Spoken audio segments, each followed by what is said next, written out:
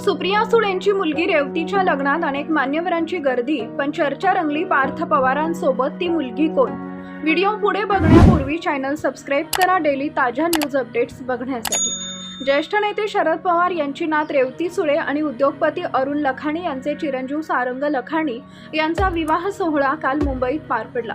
सुप्रिया सुळे आणि सदानंद सुळे यांच्या या कन्येच्या विवाह सोहळ्यानिमित्त देशभरातील राजकीय वर्तुळांमधून अनेक मान्यवरांची उपस्थिती लाभली। कला क्षेत्रातील दिग्गजांनीही या सोहळ्यासाठी उपस्थित राहत नवविवाहितांना शुभाशीर्वाद दिले। दरम्यान या लग्न सोहळ्यात चर्चा रंगली ती पार्थ पवारांसोबत दिसलेल्या सुंदरीची।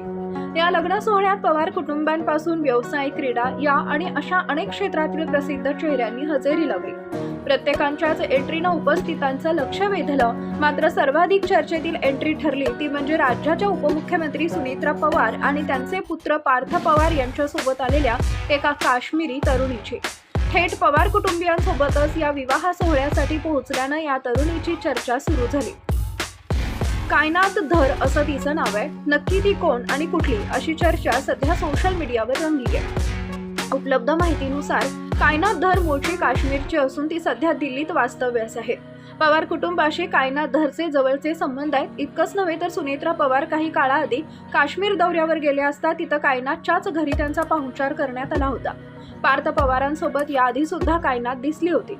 काही दिवसांपूर्वी मध्य प्रदेशातील महाकाल मंदिरातही त्या दोघांनी एकत्र हजेरी लावली होती। पवार कुटुंबाच्या सुखदुःखात कायनातनं कायमच साथ दिली असून या कुटुंबासोबत तिचं सतत दिसणं, महत्त्वाच्या कार्यक्रमांना पवार कुटुंबांसमवेत हजेरी लावणं यामुळे सध्या कायनात धर चांगली चर्चेत आली आहे। राहिला मुद्दा रेवती सुळेंच्या विवाह सोहळ्याचा, तर कायनात इथं सुरेख अशा पारंपरिक पेहरावात पोहोचली होती। दरम्यान कायनात बाबत आणखी कोणती माहिती उपलब्ध नसल्यानं सोशल मीडियावरही नेटकरी कोण अशा प्रश्नाचं उत्तर शोधताना